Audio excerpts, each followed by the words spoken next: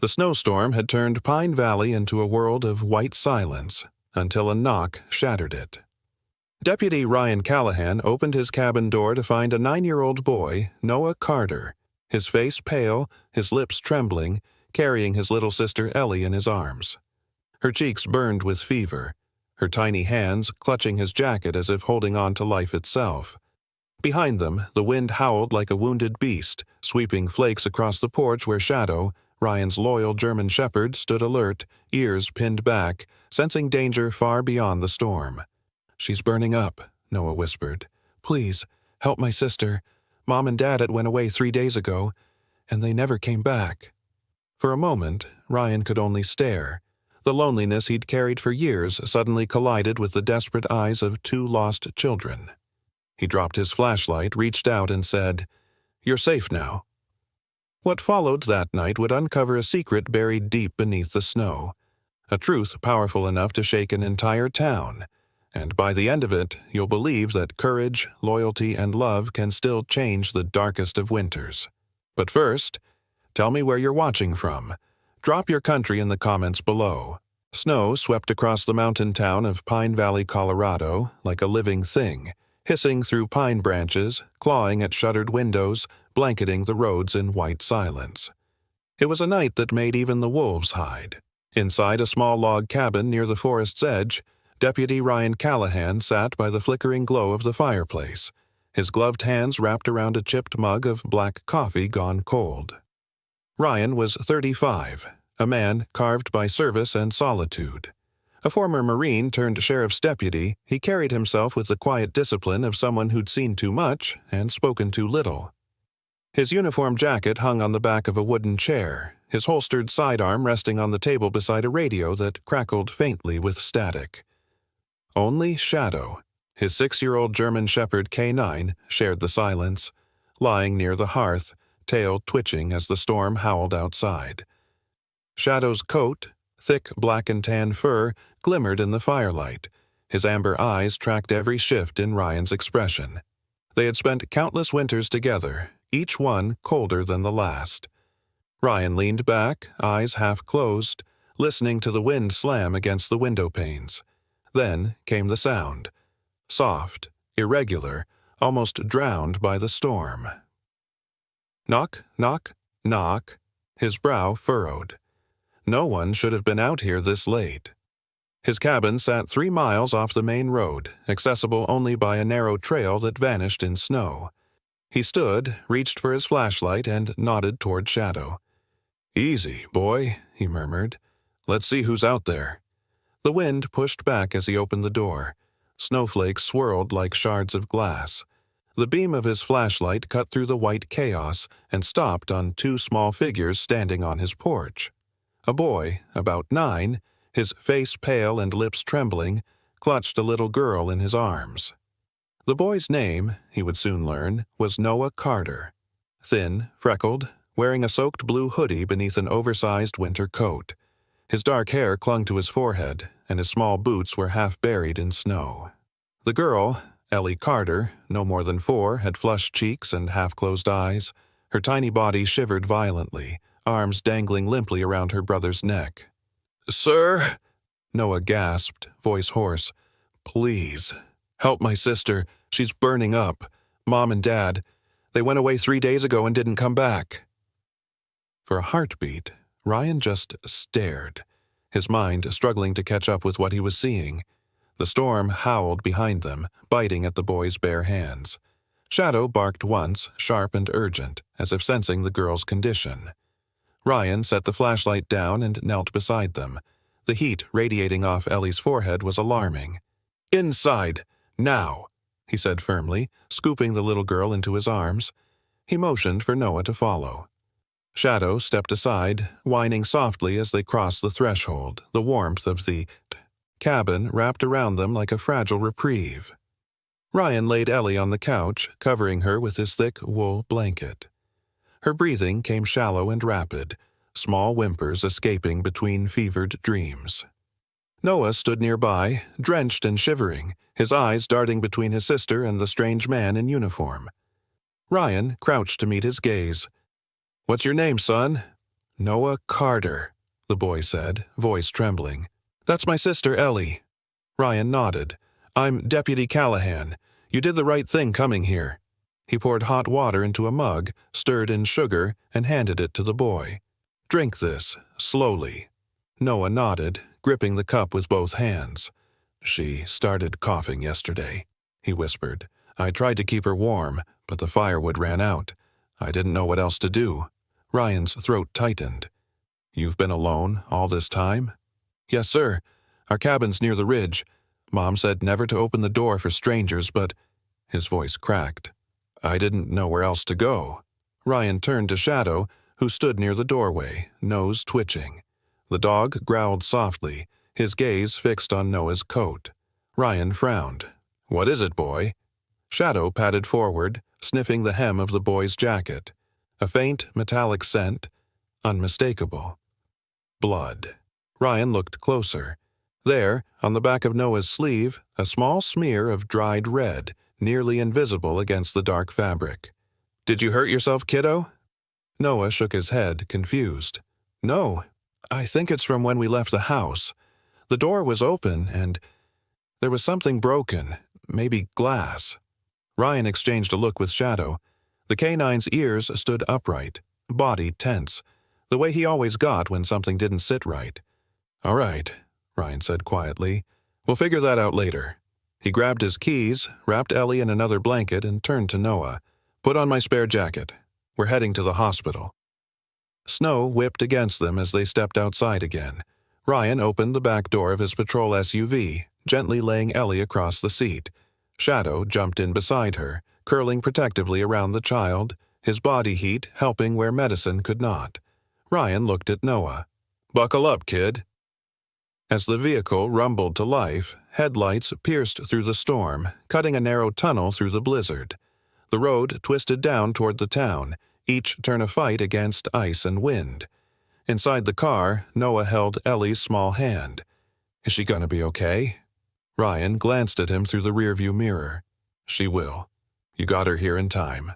Shadow's eyes glowed faintly in the light, watching the road ahead as though he understood every word. Minutes stretched into an hour. The storm eased only slightly, revealing faint outlines of the valley below. Pine Valley's lights shimmered through the snow, small, golden, and alive. The hospital's fluorescent lights hummed faintly over the quiet corridors of Pine Valley Medical Center, a modest two-story building serving the snowbound town. Outside, the storm had calmed into a slow, drifting fall, flakes tumbling gently past the glass like ashes. Inside, warmth and exhaustion lingered in the air. Deputy Ryan Callahan leaned against the wall beside the pediatric wing, his winter jacket unbuttoned, his badge faintly glinting under the hallway light. He had not slept since the night before, yet his mind refused to slow down. The smell of antiseptic mixed with coffee and melted snow from his boots. Shadow, his loyal German shepherd, lay quietly at his feet, chin on his paws, eyes watching the half-open door that led to room 204, the room where a 4-year-old girl slept, her fever finally breaking. Dr. Nora Green, the night physician, appeared from the room holding a clipboard. She was in her early 40s, with faint lines under her eyes and hair tied loosely behind her head. Her pale blue scrubs were covered with a white fleece jacket, and her calm demeanor carried the weight of years spent caring for people in a town that had too few doctors. "She's stable now," Nora said softly. "Temperature's down to 99.4, a little weak, but she'll be fine with fluids and rest." Ryan let out a slow breath.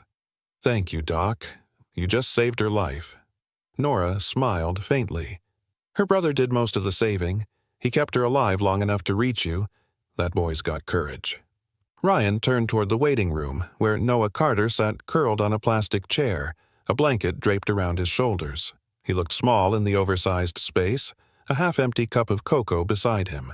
His dark hair was still damp, and his eyes, though red from crying, were alert, full of a quiet determination far beyond his years. Ryan crouched beside him. "She's going to be okay," he said. Noah's shoulders relaxed a little. "Really? Really? She's strong, just like her brother." For the first time, the boy smiled faintly. Then, as if remembering something heavy, his gaze dropped. "Deputy Callahan," he said, voice barely above a whisper, "I think something bad happened to my mom and dad." Ryan stayed silent, giving the boy time. "They're reporters," Noah continued. "My dad's name is Thomas Carter. He used to work for the Denver Sentinel before he started his own website about government stuff. Mom, Grace Carter, helps him. They write stories about people doing wrong things. Sometimes they get angry calls because of that."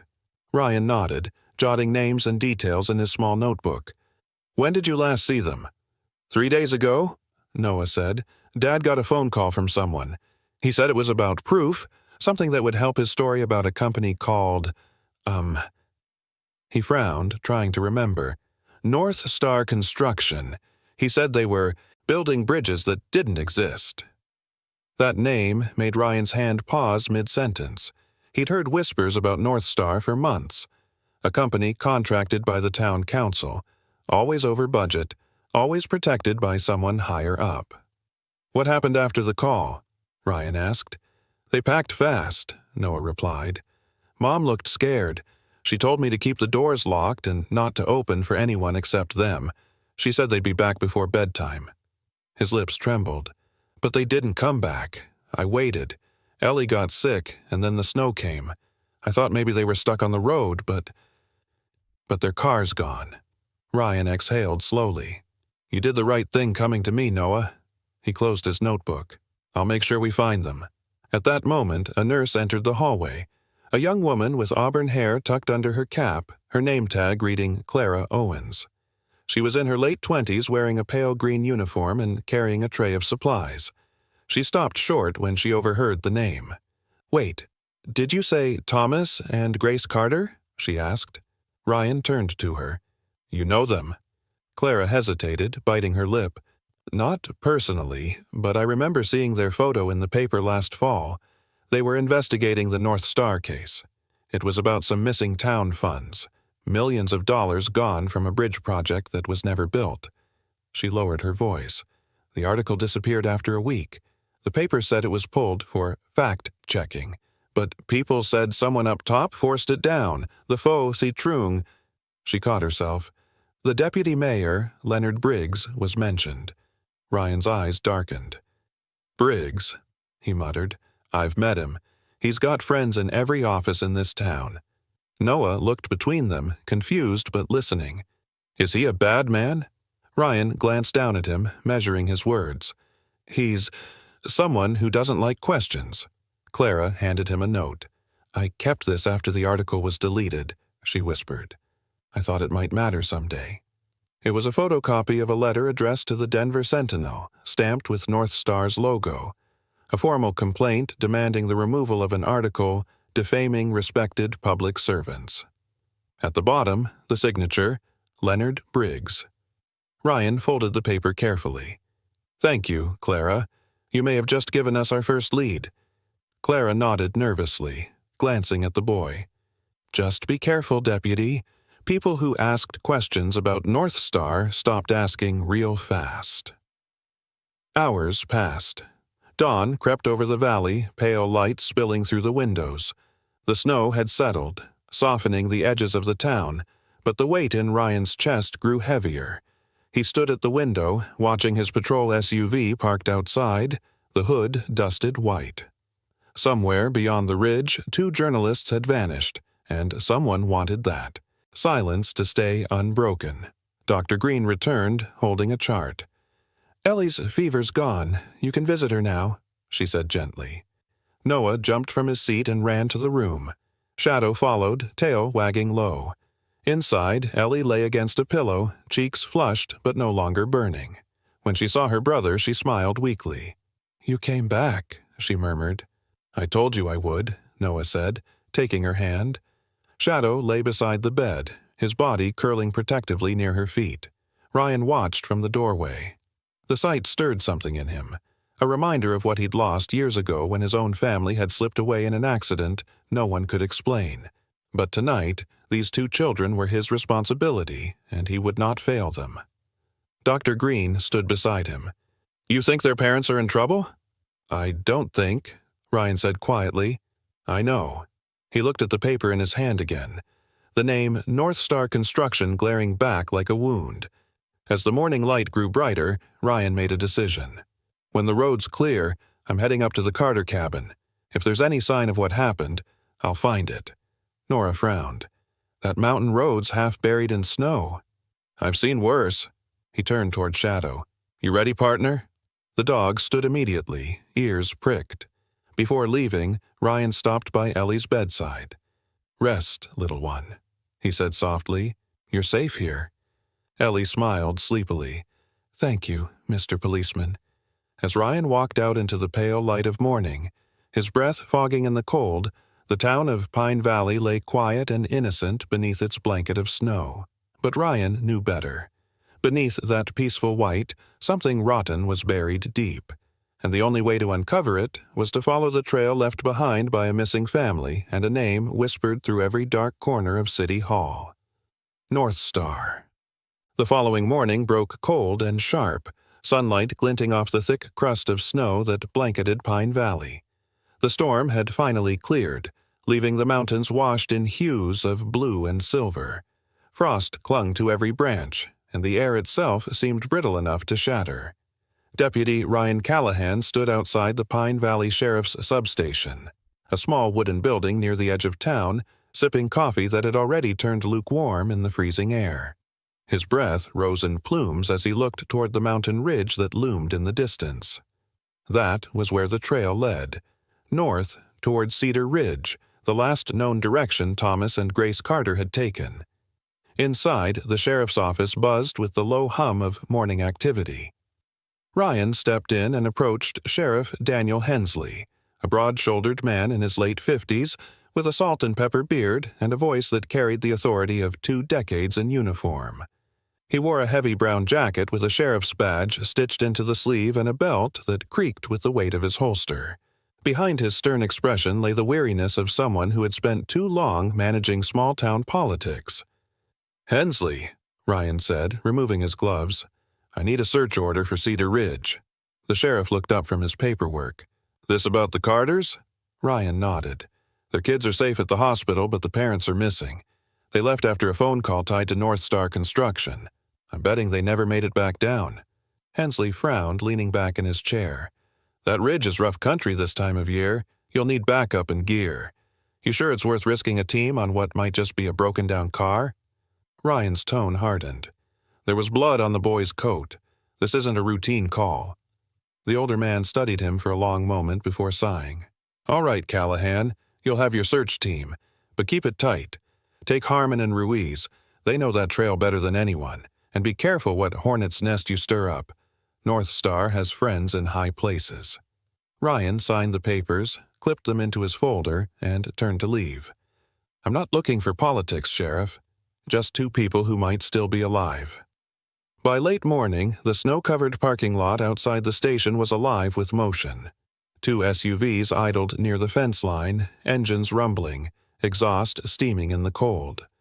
Deputy Jack Harmon, a man in his early 40s with a square jaw and a permanent smirk, checked his rifle before slinging it over his shoulder.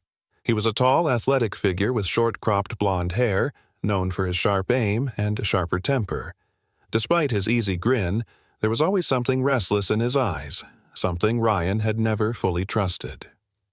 Beside him stood Deputy Maria Ruiz, a Latina woman in her early 30s, compact and strong, with quick eyes and a calm voice. She wore a dark patrol parka and snow boots that had clearly seen years of field work.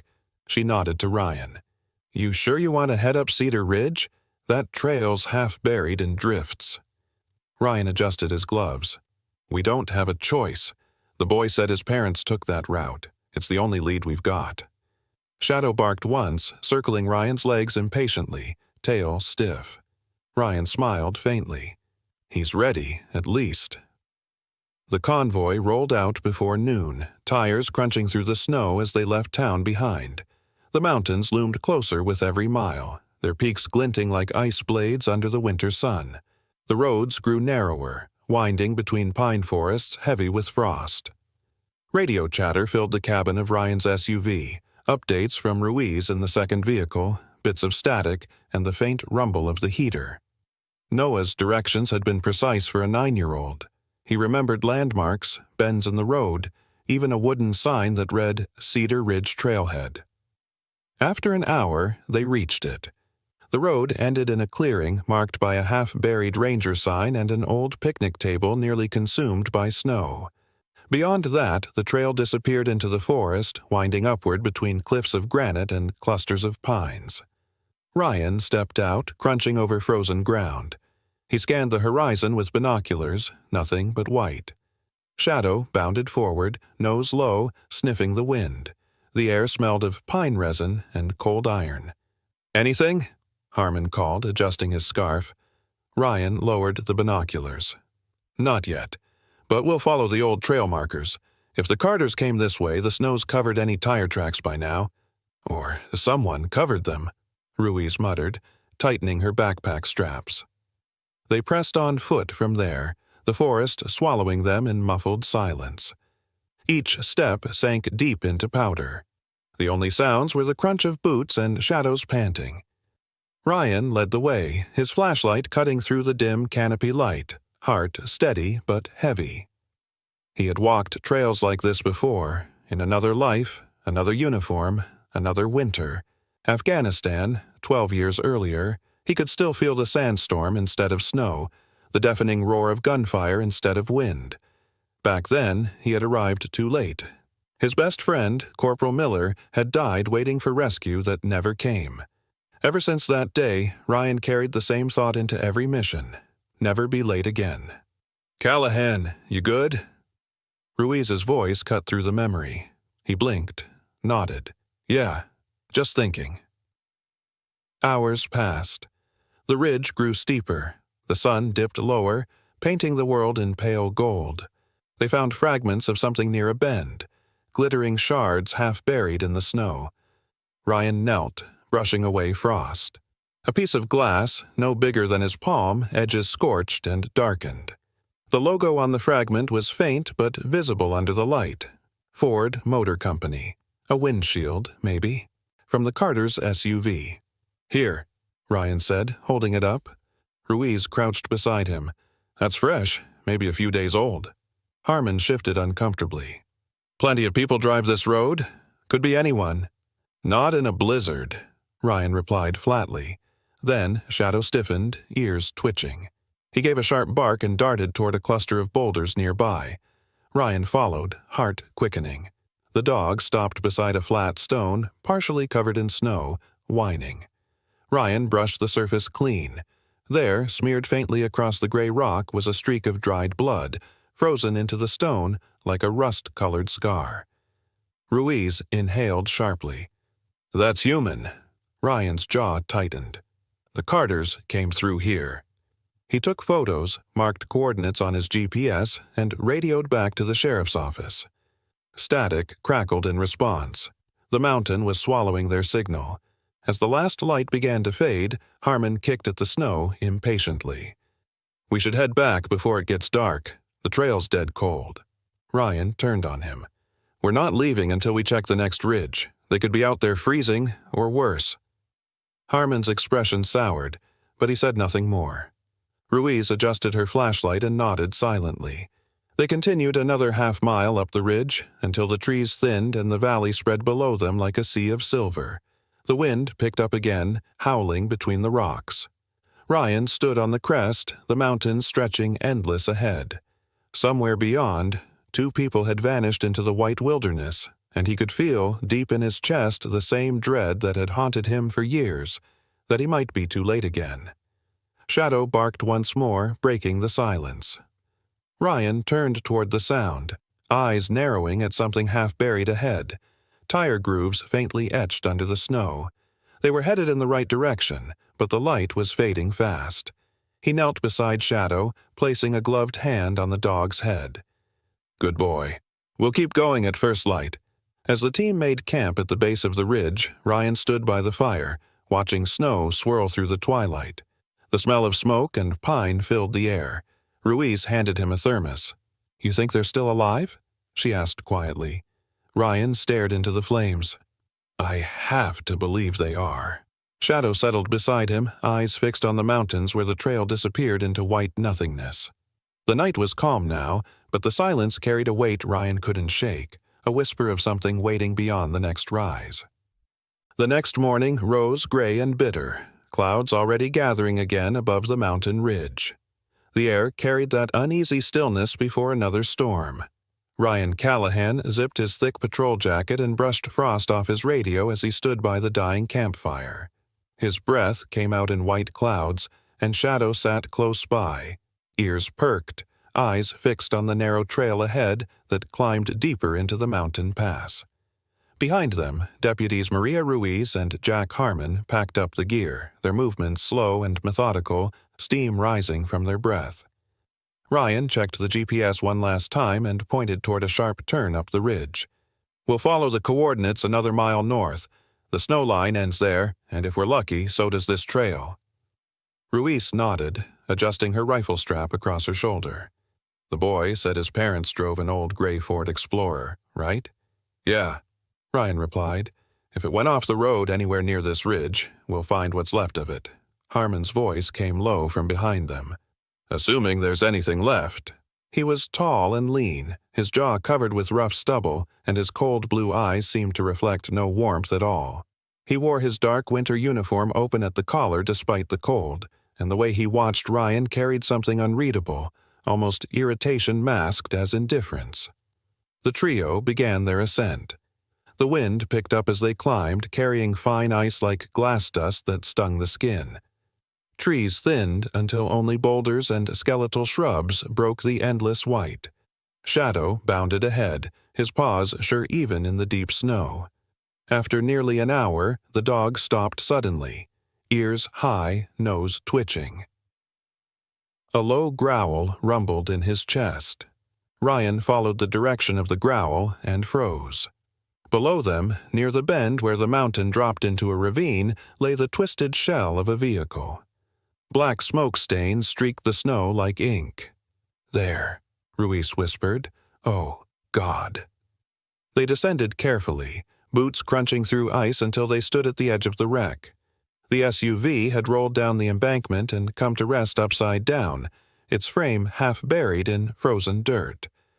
The metal was charred and warped, the glass shattered to glittering dust. The smell of burnt rubber and gasoline lingered in the air. Ryan crouched beside the wreck, brushing soot away from the back bumper. Beneath the blackened paint, faint white letters glimmered. Carter. Part of the license plate number matched the one filed in the missing persons report. "It's theirs," Ryan said quietly. Ruiz covered her mouth. "Do you see anyone?" He shook his head. "No bodies, not even bone fragments." He circled to the driver's side, where the door had been torn off. Inside, the seats were melted down to metal springs, yet there were signs that the seatbelts had been cut, not broken, but cut.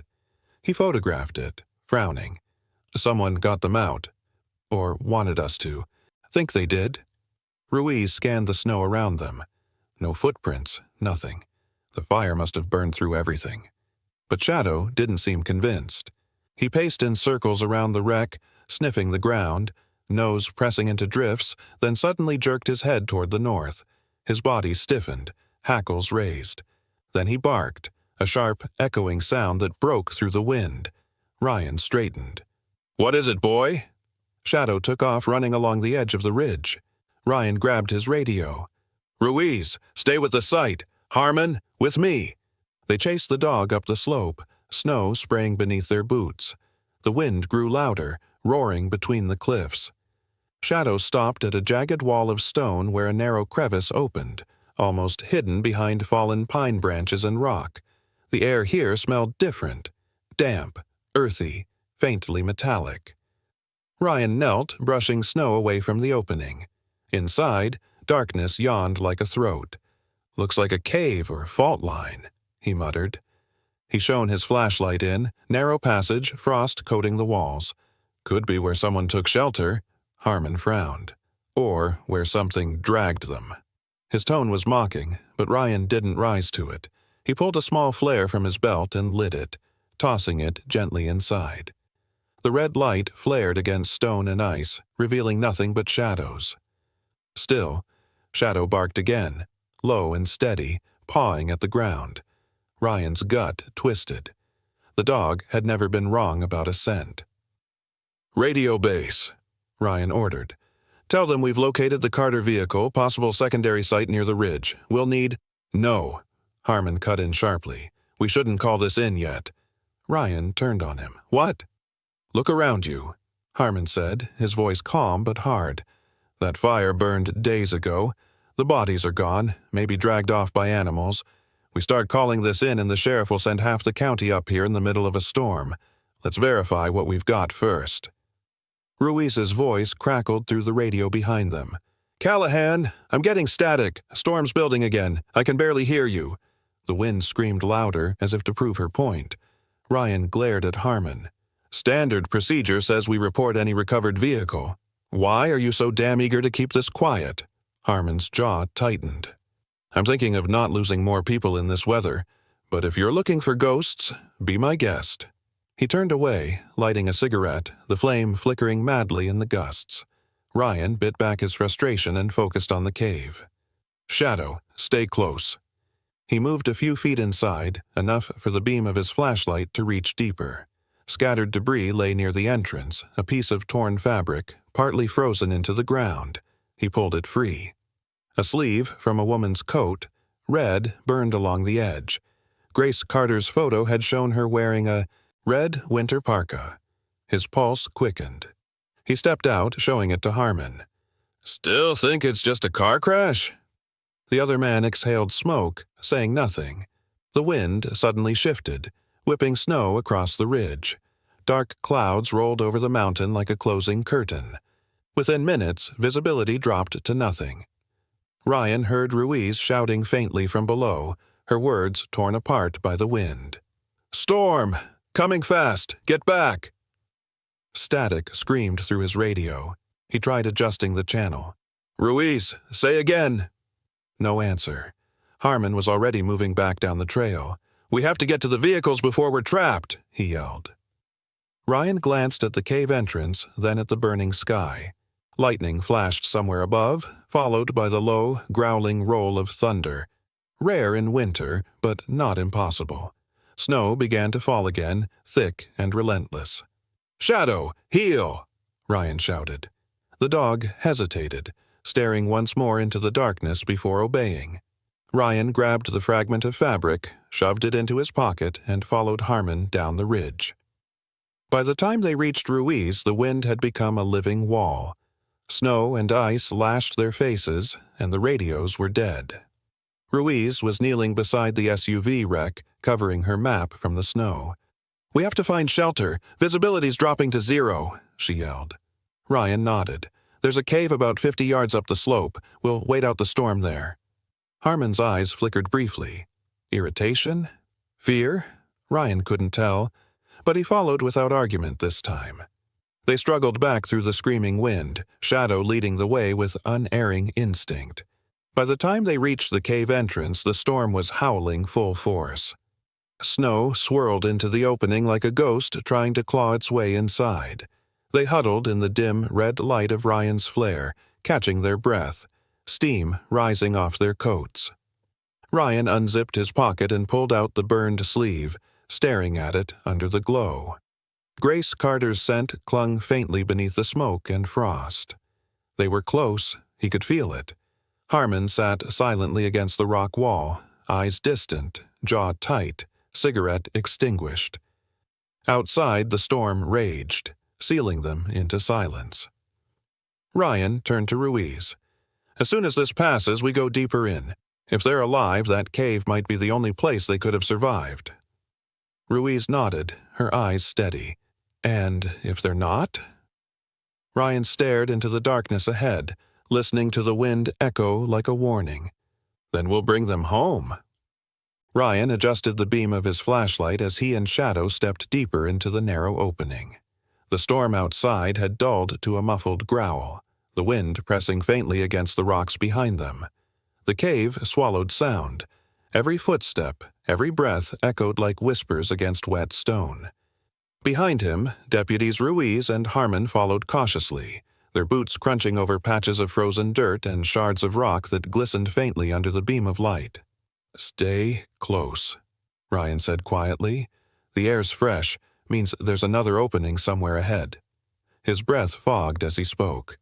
Shadow padded forward, his black and tan coat brushing the narrow walls, nose working furiously. Every few steps, the dog would stop, sniff the air, and glance back at Ryan as if to say, "This way." Ruiz carried a compact flashlight, her gloved fingers gripping it tightly. Her voice was steady but low. "You smell that?" she murmured. Ryan nodded. The faint, metallic tang of blood mixed with smoke still lingered in the air, growing stronger the deeper they went.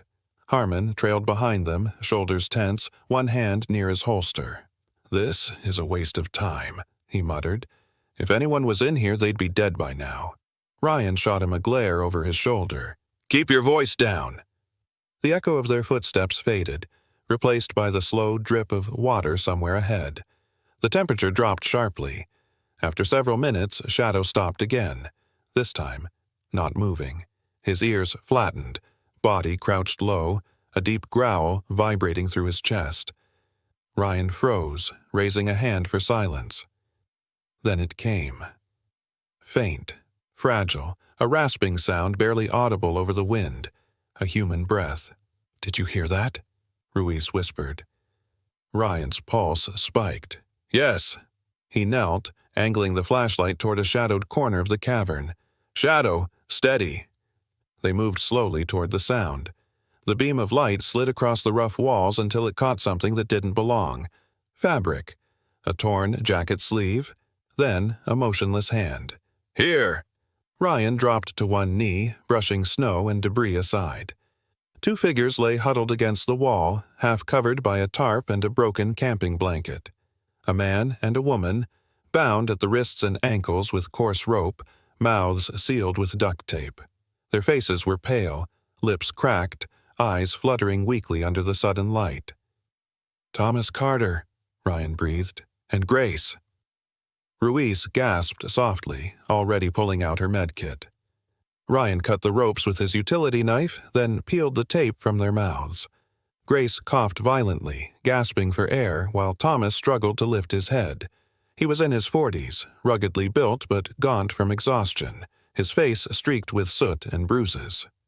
Grace, a little younger, wore a torn red parka, her long dark hair tangled with frost. Ryan steadied her shoulder. "You're safe now. I'm Deputy Callahan. We've been looking for you." Thomas's voice came out rough and broken. "How? How did you find us?" "Your kids made it out. They're safe," Ryan said, glancing between them. "Noah and Ellie are at Pine Valley Medical. They're fine." Tears welled in Grace's eyes. "Oh, thank God. Thank you." She tried to sit up, but Ryan pressed a hand gently to her arm. "Easy. You've both been through hell." Ruiz checked their vitals quickly. "They're dehydrated, hypothermic, but alive. We need to get them out of here fast." Ryan pulled his radio, switching to emergency frequency. "Base, this is Callahan. We found them, both alive, condition critical. Request immediate evac at coordinates." Static hissed through the speaker. He adjusted the dial, but all he got was more static. "Damn it, signal's dead inside the rock."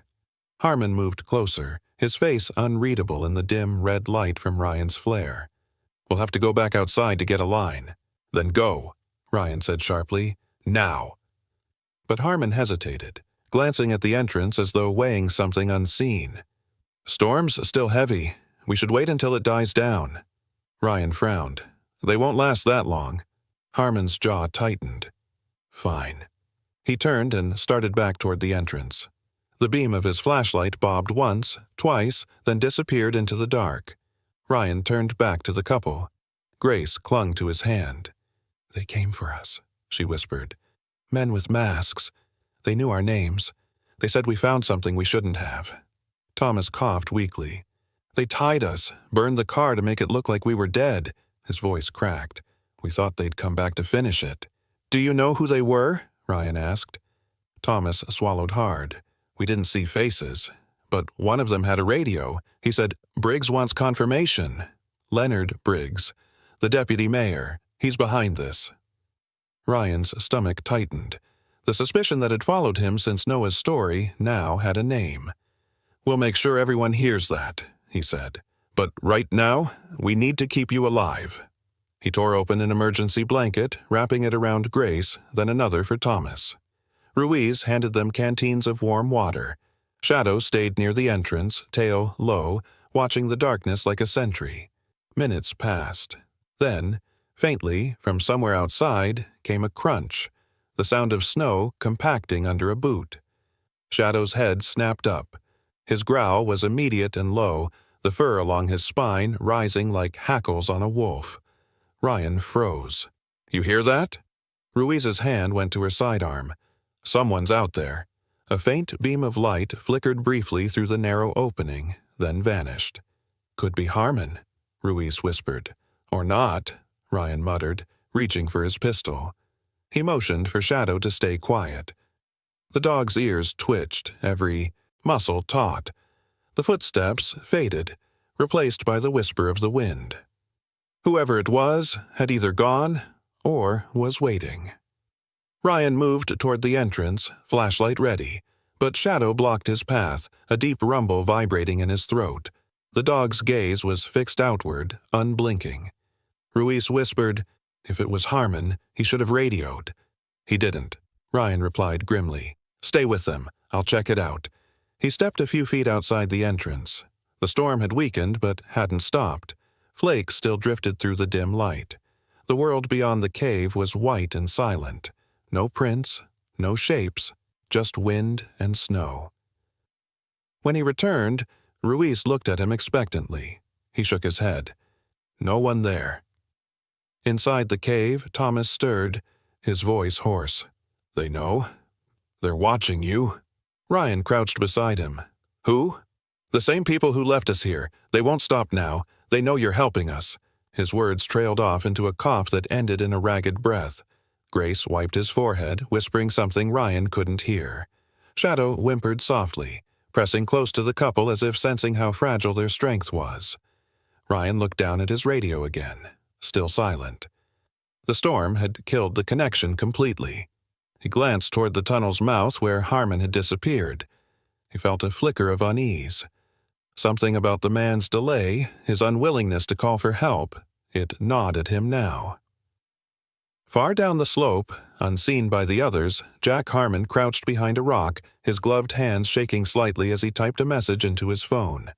The screen glowed pale blue in the dark. "Failed. They're alive." He pressed send and slipped the phone back into his pocket before turning toward the cave, his expression composed once again. Inside, Ryan knelt beside the Carters, listening to the shallow rhythm of their breathing. He didn't notice the faint glint of light reflecting off Harmon's phone case when the man re-entered the cave. Ruiz looked relieved when he returned. "Did you get a signal?" "Barely," Harmon lied smoothly. "Storm's killing it. I'll try again once it clears." Ryan nodded, weary but focused. "Good. As soon as we can, we're getting them out." The wind outside rose again, rattling the narrow entrance like something alive. The flickering light painted the cave walls in trembling shadows. Ryan's instincts screamed that someone was still out there, someone who had almost finished what they started. But for now, all he could do was keep the Carters breathing through the night and pray that the storm would break before their enemies returned. The storm finally broke near dawn. By the time rescue teams reached the ridge, the wind had calmed to a ghostly whisper, and the sun bled faintly through clouds like a wound in the sky. Ryan stood at the mouth of the cave, guiding paramedics as they lifted Thomas and Grace Carter onto stretchers. Their faces were pale, but alive, their breaths shallow yet steady. For a moment, as the rescue helicopter roared overhead, Ryan allowed himself to exhale, a long, quiet breath he hadn't realized he'd been holding. Ruiz stood beside him, frost clinging to her eyebrows. "You did it," she said softly. "You got them out." Ryan shook his head. "We did." He turned to where Shadow sat obediently in the snow, muzzle flecked with ice, tail curled close to his body. "And him. He led us straight here." The dog blinked up at him, amber eyes calm and sharp. Jack Harmon emerged from the cave last, his uniform smudged with soot. He carried an unreadable expression, nodding curtly when Ryan met his eyes. "Helicopter's ready," he said. "We'd better move before the next front rolls in." His voice was steady, too steady, and Ryan couldn't shake the cold crawling unease beneath it. But there was no time for suspicion now. The priority was survival. They loaded the Carters into the helicopter, blankets tucked tight around their frail bodies.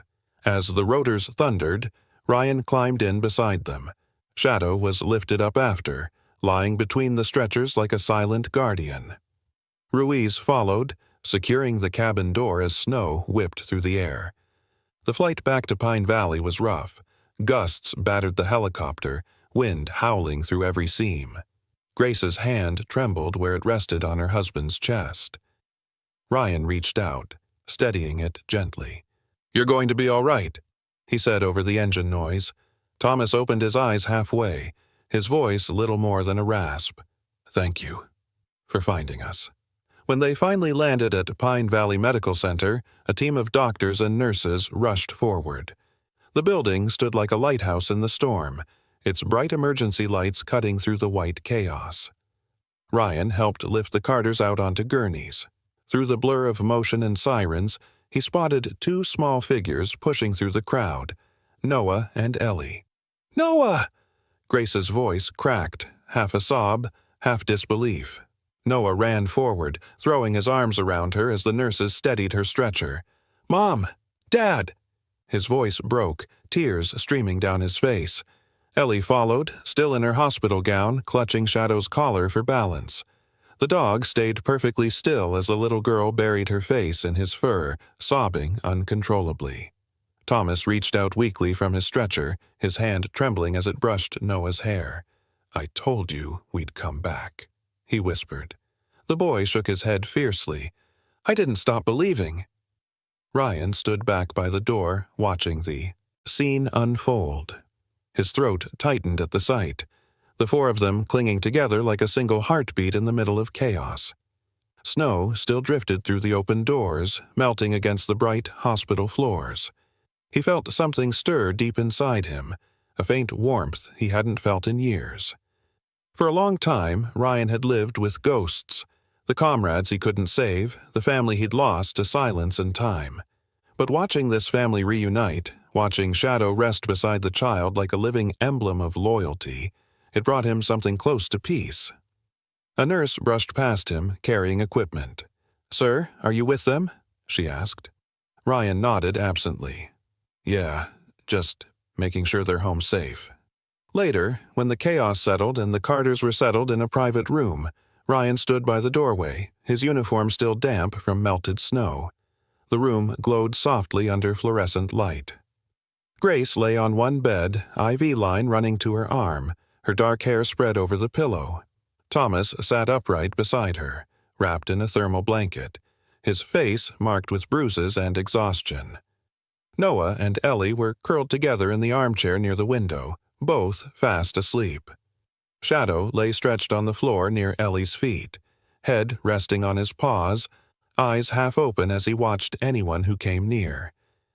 Every so often, his tail gave a faint thump against the tiles, a slow rhythm that seemed to match the steady beep of Grace's monitor. Thomas looked up when Ryan entered. His voice was steadier now, though still rough. "We owe you everything," he said quietly. "If you hadn't found us—" Ryan raised a hand. "You don't owe me. You owe your son. He's the one who kept the trail alive." Thomas smiled faintly. "That's true. He's got his mother's stubbornness." Grace's lips curved in a weak smile, her voice a whisper. "And his father's faith." Ryan pulled up a chair. "Tell me what happened out there," he said. "From the start." Thomas glanced toward the window where the snow still fell softly outside.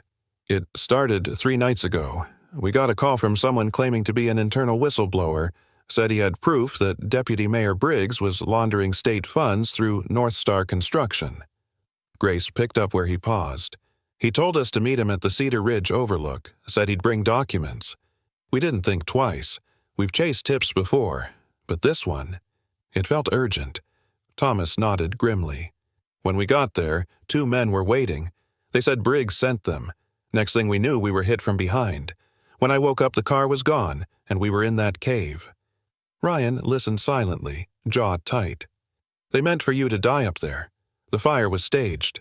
Thomas nodded. "They told us no one would ever find us. They were wrong." Grace's eyes filled again. "We only survived because of the melting ice inside the cave. Water from the rocks. That's all we had for 3 days." She paused, looking toward Shadow. "And when we heard footsteps, I thought it was them coming back to finish it. But it was him. That dog. He saved us first." Shadow lifted his head slightly at the mention, as if understanding his name.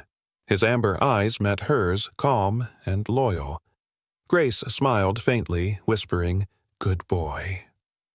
Ryan leaned back, letting the quiet fill the room. For a moment, he just watched. The way Thomas reached to hold Grace's hand. The way Noah shifted in his sleep and Ellie murmured something about snowflakes. It was fragile, imperfect, but real. A picture of everything he'd forgotten people could still have. Outside the room, Ruiz waited, leaning against the wall with a folder in hand. "They're stable," she said softly when Ryan joined her.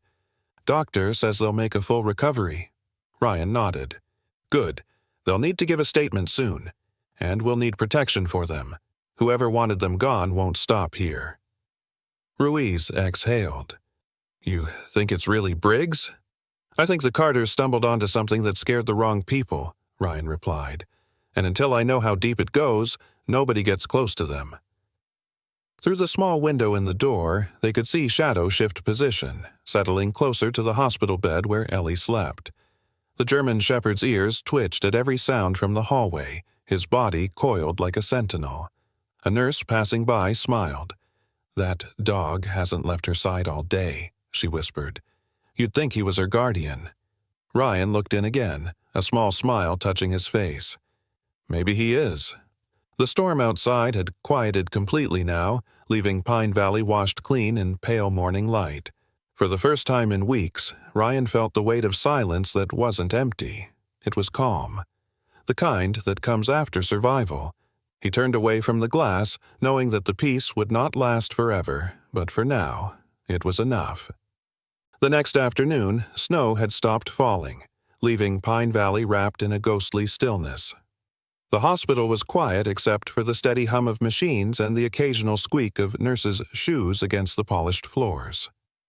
Ryan stood by the window of room 214, arms crossed, watching the light fade across the mountain skyline.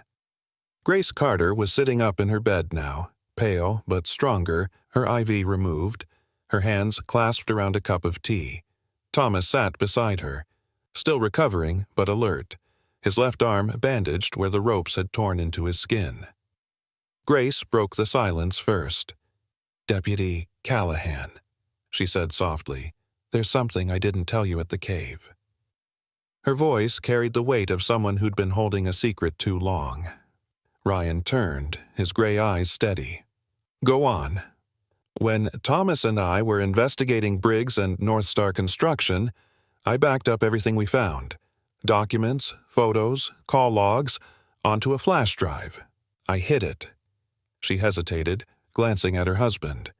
"In our cabin office, inside a picture frame of our family trip to Yellowstone, behind the photo." Thomas nodded grimly. "She told me to destroy it if something ever happened, but I couldn't bring myself to. We didn't think they'd come after us this fast." Ryan's brow furrowed. "If that drive holds what I think it does, it could bring Briggs down. But it also means whoever came after you might already know it exists." Grace met his gaze. "That's why I need you to get it before they do." Ryan nodded once. "All right, I'll go." Shadow lifted his head from where he lay near the foot of the bed, tail brushing against the tile.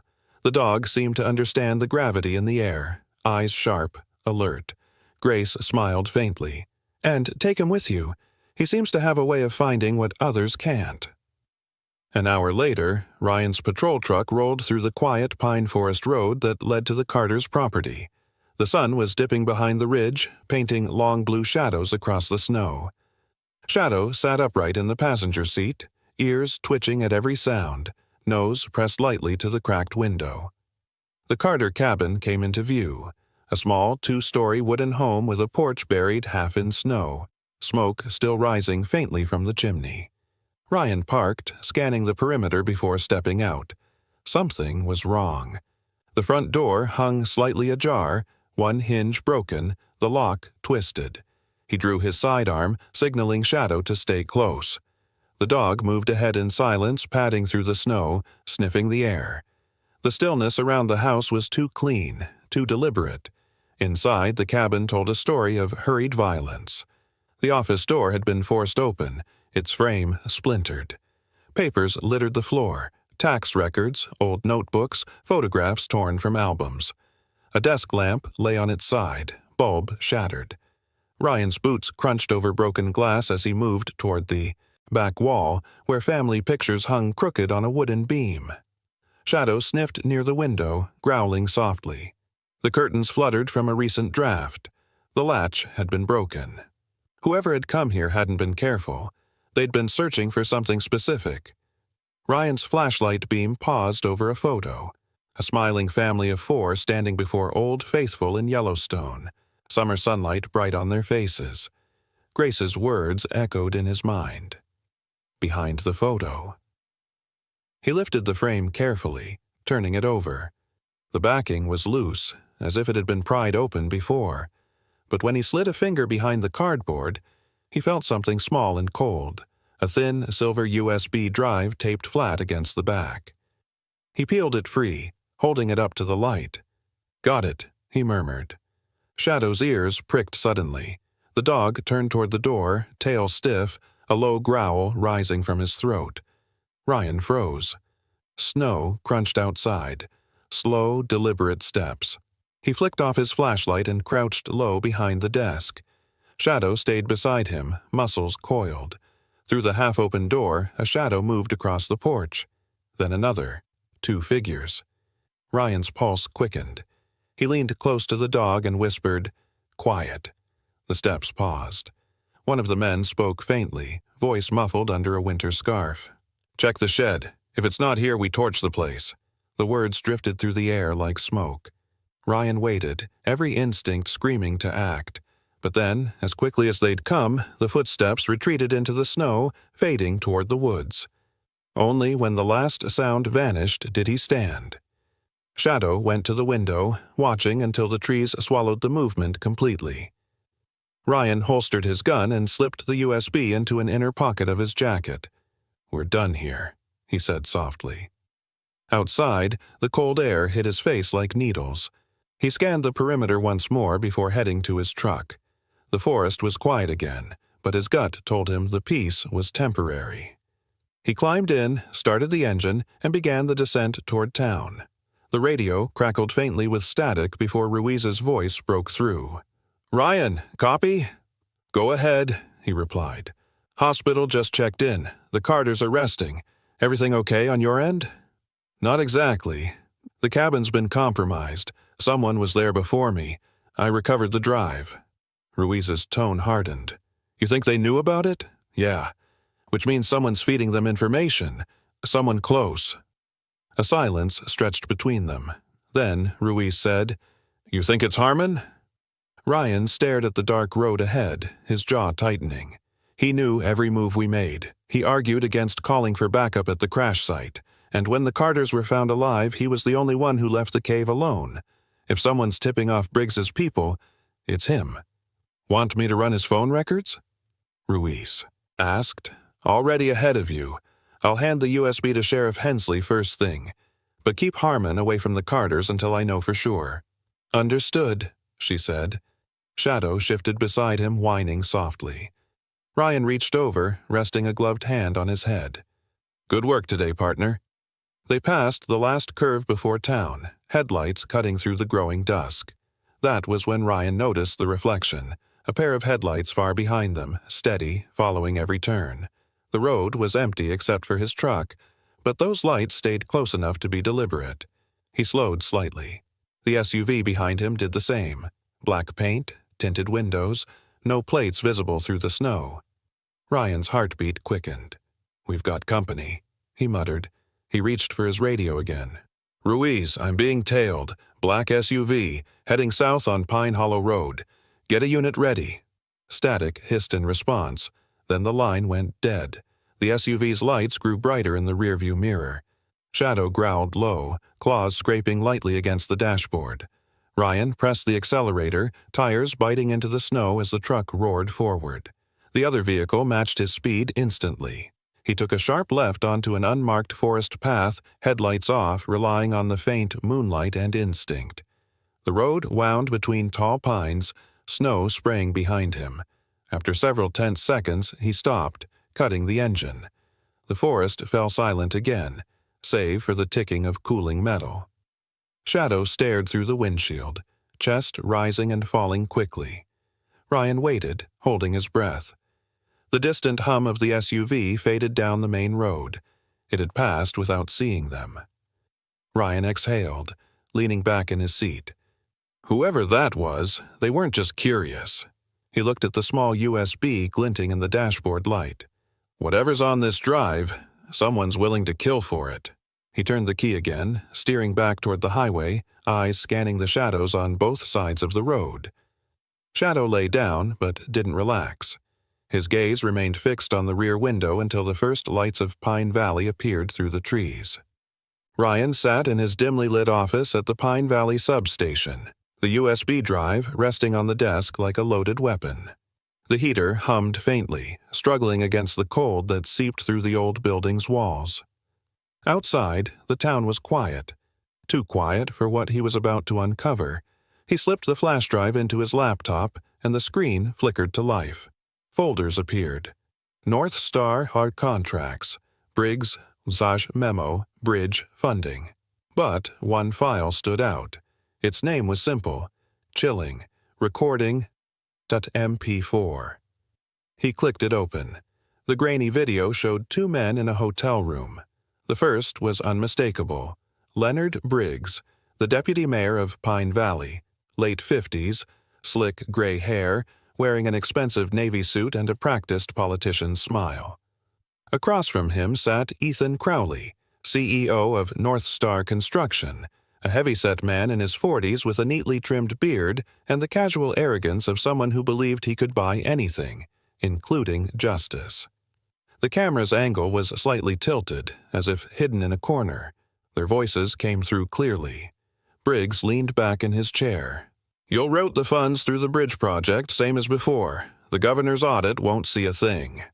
Crowley chuckled. "And your cut?" Briggs smiled, thin and cold. 10%, standard rate for keeping people blind." Ryan's jaw clenched. He fast-forwarded. The conversation went darker. Names, dates, even code phrases. There were mentions of falsified permits, shell companies, and at least 2 officials in neighboring counties already on payroll. And then Briggs's final words sealed the scope of it. "If anyone talks, make them disappear quietly. We can't afford another reporter sniffing around." Ryan shut the laptop, his pulse pounding. This wasn't just corruption, it was a web that could bury the entire town. He called the FBI field office in Billings. Within 30 minutes, an agent named Special Agent Marcus Reed arrived at the substation. Reed was in his mid-40s, tall, African-American, with sharp features and calm, assessing eyes. He wore a black trench coat over a suit, his demeanor professional but edged with quiet intensity. Ryan handed him the USB. "It's all there. Financial records, recordings, everything. But there's one condition. The Carters' names stay out of it. They've been through enough." Reed nodded. "Understood. You'll have my word on that, Deputy.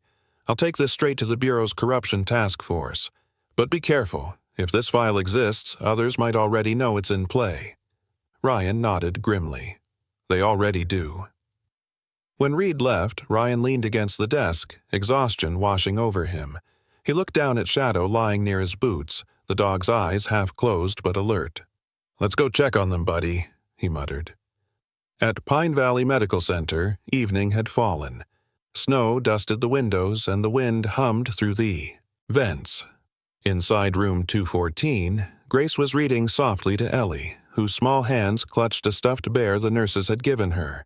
Noah sat at the foot of the bed, drawing with crayons on a clipboard. Thomas rested in the chair, still pale, but improving. Dr. Nora Bennett, the attending physician, entered quietly. She was in her mid-30s with warm hazel eyes and shoulder-length brown hair pulled into a low ponytail.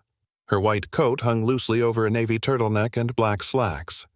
The faint weariness around her eyes hinted at long nights on call. She'd lost her husband, a firefighter, 3 years earlier in a rescue gone wrong. Since then, she'd thrown herself entirely into her work, carrying a quiet empathy that never felt forced. "How's our little fighter?" she asked gently, checking Ellie's IV. "Better," Grace said, smiling faintly. "Thanks to you." Nora returned the smile, then noticed Ryan standing in the doorway with Shadow beside him. "Deputy," she said softly, "you keep showing up with trouble and miracles at the same time." Ryan smiled slightly. "I'll take that as a compliment." Shadow trotted to Ellie's bedside, resting his head gently on the blanket. The little girl giggled weakly, patting his muzzle. But beneath the warmth of that moment, Ryan's instincts prickled. He had asked the hospital to double security on the Carters' room, yet something felt off.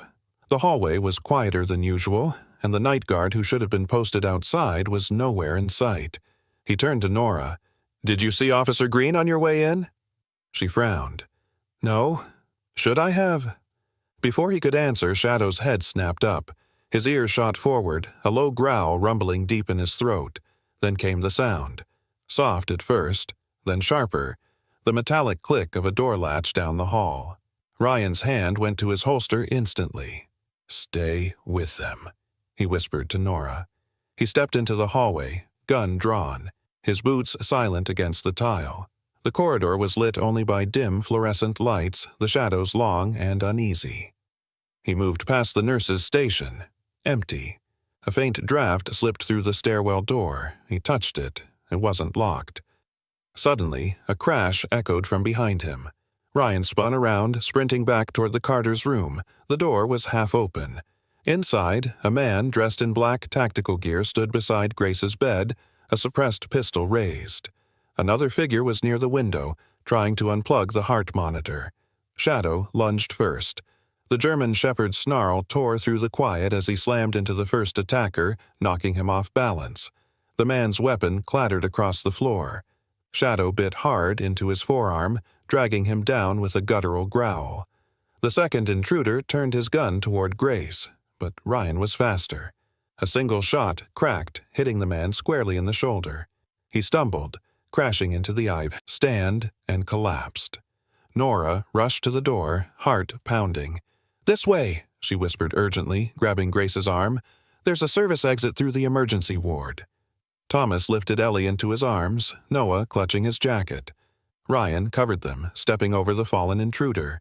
The man Shadow had bitten groaned, clutching his shredded arm, blood dark on the floor. They moved quickly through the dim corridors, Shadow guarding the rear, his muzzle streaked with blood but eyes sharp. Nora swiped her keycard at the emergency door. It beeped green, unlocking. Cold air rushed in as snow flurried through the gap. "Go!" Ryan urged. They exited into the alley behind the hospital, breath steaming in the icy air. Sirens wailed faintly in the distance. Backup was finally arriving. Nora leaned against the brick wall, catching her breath. "They would have killed them," she said, voice trembling slightly. "If Shadow hadn't—" Ryan nodded. "He doesn't miss a threat." He looked at her, really looked at her for the first time, and saw not fear, but strength. "You saved them too, Doctor. Thank you." She met his gaze, a faint smile touching her lips. "Call me Nora." For a moment, amidst the snow and the echo of sirens, there was a fragile silence, a brief pocket of calm in a night that had almost turned fatal. Inside the hospital, officers flooded the hallways, securing the suspects. The man Shadow had attacked was alive but unconscious. The other bled from his shoulder, muttering something about orders from the top. Ryan knew exactly what that meant. Briggs's reach was longer than anyone had guessed. As the Carters were moved into protective custody, Shadow sat near the ambulance, chest heaving, fur matted with snow. Ellie knelt beside him, wrapping her arms around his neck. "You're our hero," she whispered. Ryan crouched next to them, rubbing Shadow's neck gently. "You earned yourself a week's worth of steak dinners, buddy." Above the hospital, the snow began to fall harder again, erasing footprints, covering the signs of violence beneath a quiet, merciless white. Snow blanketed Pine Valley once again, muting every sound but the faint whisper of the wind through the pine trees. Yet, beneath that calm exterior, tension simmered like a hidden current ready to break the surface. It had been 3 days since the hospital attack, and though the FBI had taken over the official investigation, small-town gossip spread faster than truth. By the time Ryan walked into the sheriff's station that morning, whispers had already preceded him. Conversations stopped mid-sentence. Deputies avoided eye contact. Even Sheriff Hensley looked uneasy behind his desk. The old man's shoulders seemed heavier than usual as he motioned for Ryan to close the door. "Ryan," he began, quietly, "I got a call from the state office this morning. There's talk that someone in our department leaked intel about the Carter's location to Briggs's people." Ryan frowned. "And you think that's me?" Hensley sighed. "I don't, but they do. The Bureau traced one of the burner numbers used by the hitmen back to a tower near the crash site, the same area your team was stationed that night, and since Harmon's gone missing since yesterday morning—" Ryan's stomach tightened. "Missing? He hasn't checked in?" "No," Hensley said, rubbing his temples. "His badge and weapon were turned in anonymously this morning at the courthouse. It looks bad, son. The Bureau wants a full audit of your case notes and communications." Ryan's jaw clenched. "So, they suspend me?" Hensley hesitated, then nodded. "Effective immediately, just until they clear your name." Ryan exhaled slowly, the anger sitting deep behind his ribs. "Understood." He removed his badge, laying it on the desk with controlled precision. Hensley looked at him, regret in his eyes. "You did good work out there, Ryan. Don't let this make you doubt that." Ryan gave a tight nod and left the office. Outside, the cold hit him like a slap, the sky a dull, gray stretch above. Shadow walked beside him, tail low, sensing his mood. The town's main street was already buzzing with quiet speculation. 2 men standing outside the diner glanced up as Ryan passed, their words drifting through the air. "Heard he's the one who brought those reporters in," one muttered. "Guess corruption protects its own now." Ryan didn't respond. He'd lived through worse storms, both literal and human, but this one carried a personal sting. That evening, the Carter family moved into Ryan's cabin at the edge of town under protective custody. The log home was modest but warm, with a stone fireplace crackling in the corner and Shadow's bed by the hearth. Grace thanked him quietly as she unpacked their things. "We'll try not to be in your way." "You're not," Ryan said simply. "This place is safer than the hospital right now." Thomas, though grateful, still bore the exhaustion of a man haunted. "It feels like we're dragging. Danger everywhere we go." Ryan shook his head. "You didn't drag it. It came looking for you, and until Briggs is in cuffs, it's not over." Noah and Ellie sat by the fire, the soft glow reflecting in their eyes. Ellie had begun smiling again, her small hands busy braiding one of Shadow's ears. The German shepherd tolerated it patiently, tail thumping once in a while. For the first time in weeks, the cabin felt almost peaceful. Ryan cooked a simple meal, stew and cornbread, and they ate together at the small table. Grace's laughter was cautious but genuine when Shadow nudged her leg for leftovers. It reminded Ryan of something he hadn't felt in years, the quiet rhythm of a family evening. After dinner, he stepped outside for air. Snow was falling again, light and slow. He leaned against the porch railing, scanning the tree line. The forest looked calm, but his instincts twitched, the same low unease he'd felt before ambushes overseas. Inside, Noah helped Grace clear the table while Thomas stoked the fire. The boy had matured faster than most his age. His eyes, once bright with innocence, now carried a guarded awareness. When Ryan came back in, Noah approached him, hesitant. "Officer Ryan?" he whispered. "There was someone outside earlier. I thought I heard footsteps." Ryan froze. "When?" "Maybe 10 minutes ago. Shadow barked, but I thought it was just the wind." As if on cue, Shadow lifted his head from the floor and gave a low growl, eyes fixed on the front door. The fur along his back bristled. Ryan motioned everyone to stay quiet and reached for his sidearm. He moved toward the window, parting the curtain slightly. The snow outside gleamed faintly under the porch light, nothing but swirling white.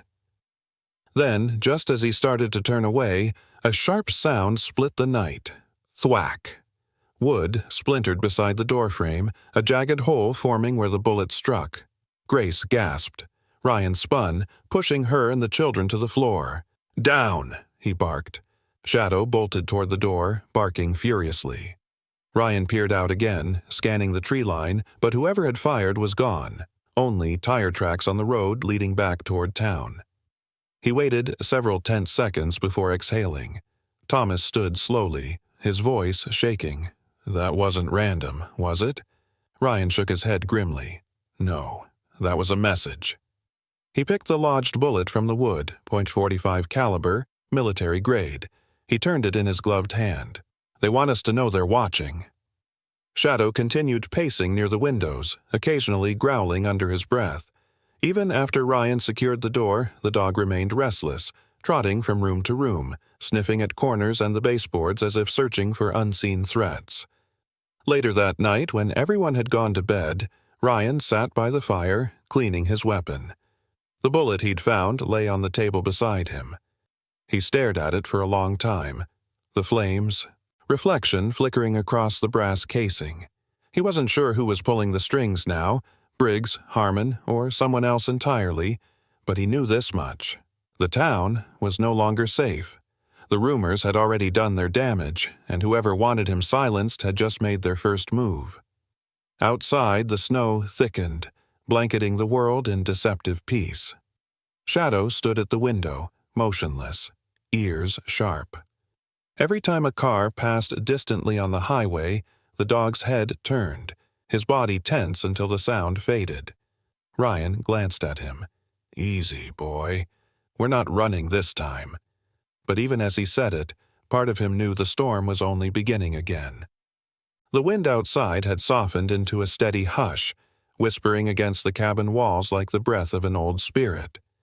Inside, warmth glowed from the stone fireplace, throwing amber light over the rough wooden floor and the faces gathered near it.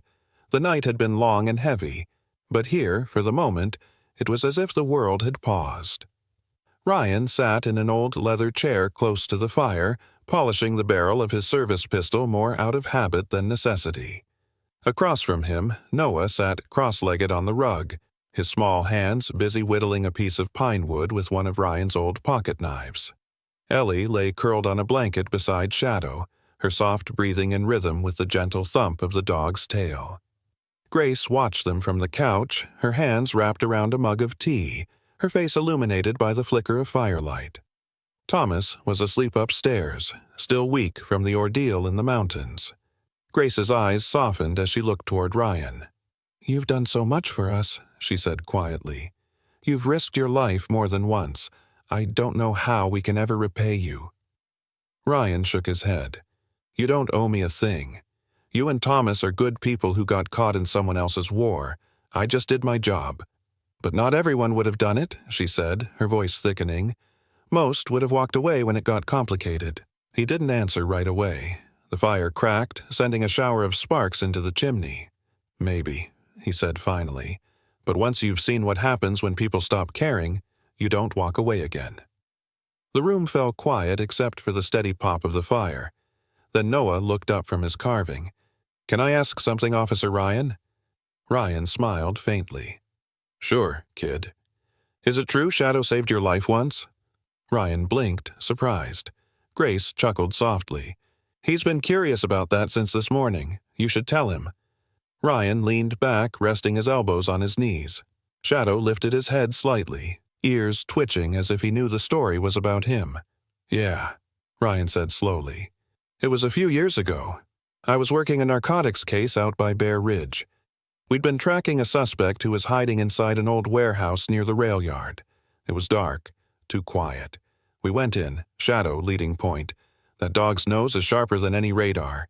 Noah listened, wide-eyed, his small knife forgotten in his lap. Ryan continued, his tone lower now, steady but tinged with memory.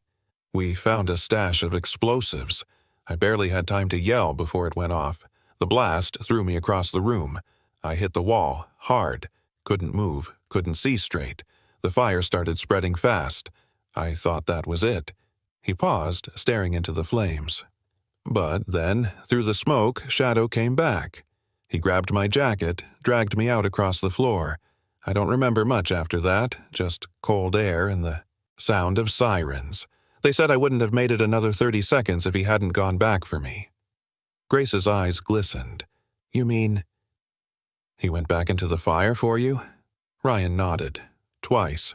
Once to find me, and once to drag out the radio so the rescue team could locate us. Burned his paw pads, lost part of his hearing for a month, but he never let go of me."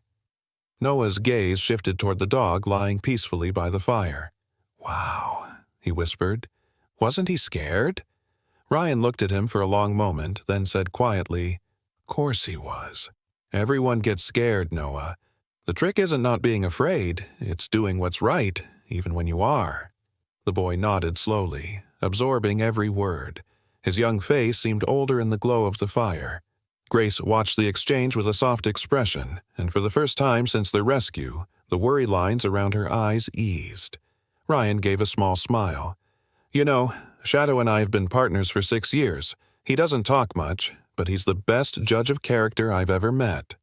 Noah grinned. "He likes Ellie best." Ryan chuckled. "Yeah, he does." Shadow gave a low, contented rumble in response, stretching before settling his head back on his paws. The firelight shimmered in his amber eyes that had seen too much but still carried a quiet loyalty that needed no words. The warmth of the fire drew everyone closer. Grace leaned back, resting her head against the sofa, a tear slipping unnoticed down her cheek. She whispered, almost to herself, "After everything that's happened, I don't know how we'll ever feel safe again." Ryan looked at her, voice firm but kind. "You will. You've got something people like Briggs will never have, a family worth fighting for." Her lips curved into a faint smile. "Thank you, Ryan." He shrugged lightly. "You don't have to thank me." Noah looked up again. "I think you're like Shadow, you know? You do scary things because it's the right thing to do." Ryan laughed softly, rubbing the back of his neck. "Well, I'll take that as a compliment." Outside, wind rattled the shutters, and Shadow's ears twitched. The dog's head lifted, nose turning toward the window. Ryan noticed it immediately. "Something wrong, boy?" Shadow didn't bark. He only stared, muscles tense. Then, after a long pause, he settled back down. Still, Ryan's eyes lingered on the dark beyond the glass. The snow reflected faint light from the porch lamp, but deeper in the tree line something moved, quick, fleeting, gone before he could be sure. He didn't mention it to the others, not tonight. Grace poured him another cup of coffee before heading upstairs to check on Thomas. Noah stayed by the fire, talking softly to Shadow. "You were really brave, weren't you?" he whispered. "Someday, I'll be brave like you and Officer Ryan." The dog blinked at him, tail flicking once, as if in approval. Ryan leaned against the doorway, watching them, boy and dog, innocence and loyalty wrapped in the same golden light. For a brief moment, he allowed himself to believe that maybe, just maybe, this fragile peace could last. But far from the cabin, beyond the safety of its firelight, another meeting was taking place under the cover of night. At an abandoned rest stop off Highway 32, Jack Harmon stood beside his truck, his breath visible in the cold. He was dressed in a black parka and jeans, face hidden beneath the hood. Across from him stood Leonard Briggs, the deputy mayor himself, his polished shoes dusted with snow and a long wool coat buttoned tight. Briggs's expression was calm but predatory, his voice low and measured. "I told you to make sure they never came back," Briggs said. "Yet, here we are, USB in federal hands, witnesses breathing, and half the town talking." Harmon clenched his fists. "I didn't expect Callahan to get that close. The man's a machine." Briggs handed him an envelope thick with cash. "Then it's time to finish what you started. No mistakes this time. Before the press gets wind of that file, we end this." Harmon hesitated, his face pale under the flickering streetlight. "And if Shadow's there?" Briggs's smile was thin, cruel. "Then kill the dog first." Harmon swallowed hard but took the envelope. The snow around them muffled everything. The crunch of boots, the whisper of the wind, even the sound of conscience dying quietly in the cold. Back at the cabin, Ryan added one more log to the fire. The flames danced higher, painting the walls an orange glow. Shadow stirred in his sleep, ears twitching, as if sensing a threat on the horizon. His breathing slowed again, but his eyes never fully closed. The peace inside was fragile, flickering, but for this one night the cabin was filled with warmth. The warmth of family, of gratitude, of promises yet unspoken. And in that fragile light, man and dog stood guard together, unaware that darkness was already on its way back. Sometimes, the greatest battles are not fought with weapons, but with faith, courage, and the quiet belief that good will always rise again. When Ryan, Shadow, and the Carter family stood together against the darkness, it wasn't strength or strategy that saved them, it was love, loyalty, and the light that God places in every human heart. No matter how dark life becomes, there is always a spark waiting to be kindled. Maybe that spark is a kind word, a loyal friend, or a brave heart that refuses to give up. Miracles don't always come as flashes of light from the heavens. Sometimes they arrive as a German shepherd standing between danger and the innocent, or a man who chooses to do what's right, even when the world doubts him. So tonight, as you watch this story, remember, God still moves through ordinary people, through you, through me, through every act of kindness we choose to make. If this story touched your heart, share it with someone who needs hope today. Leave a comment below and tell us where you're watching from, and type Amen if you believe that God still works miracles in silence. Don't forget to like, subscribe, and join us in the next part of this journey, where Ryan, Shadow, and the Carter family will fight to expose the truth and bring peace back to Pine Valley. May God bless you and your family with strength, protection, and faith through every storm.